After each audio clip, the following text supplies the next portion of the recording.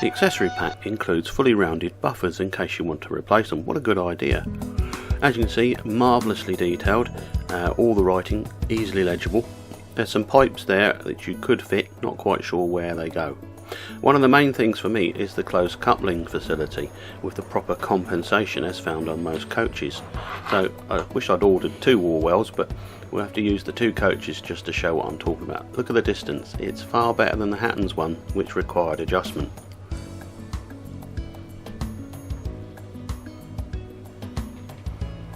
Okay, well, you've had a close look, so let's have a quick running session and then have a more closer look on the bench after that.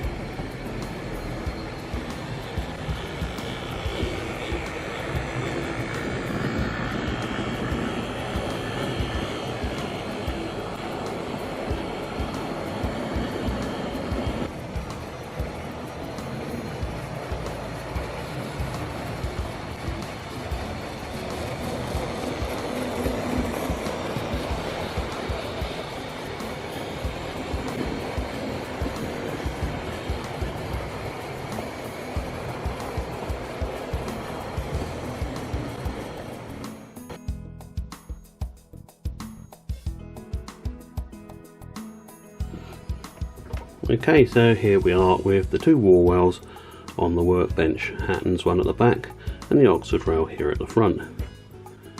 Now let's see how close the camera will let us go in, and we can have a look at the details. The Oxford rail moulding seems to be really clear, and of course we've got those very nice loose chains.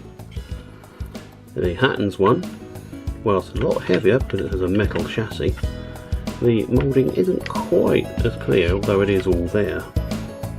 It's not disputed that the writing on both models is really clear and legible, and very well done.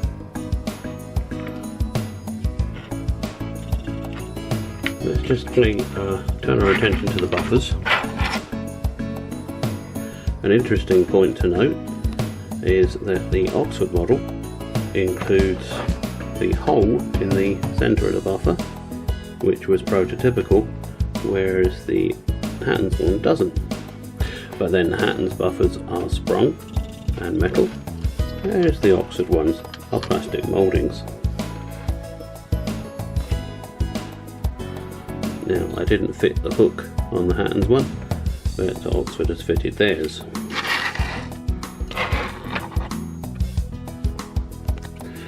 It's underneath where the real differences appear. Hattons one correctly models the wooden panelling all the way through, whereas the Oxford rail one is just plain.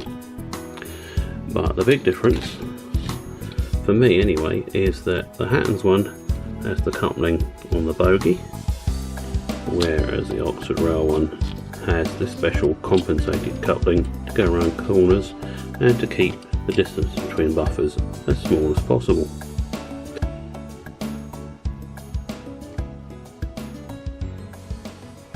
So there we have it.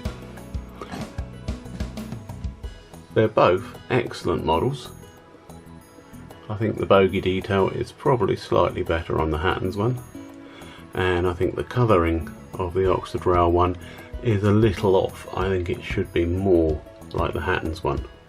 In fact, if you look at the tank on the Oxford rail model, it probably is that colour that this should have been. But there may well be a prototype that had a more of a sagey green colouring. Difficult to tell from the black and white pictures I've seen. But there you go, you pay your money, you take your choice. They're both fine models.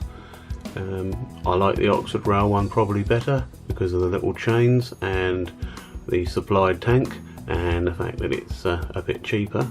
You can pick it up without tank for around the £25 mark, and with tank I think it's about 30, 32, and I certainly managed to get a very competitive price from Collett Models in Exmouth. So that's it. I'm impressed with both of them. For me, the Oxford rail model has the edge. I'd be interested to see what you guys think. Put your answers in the comments.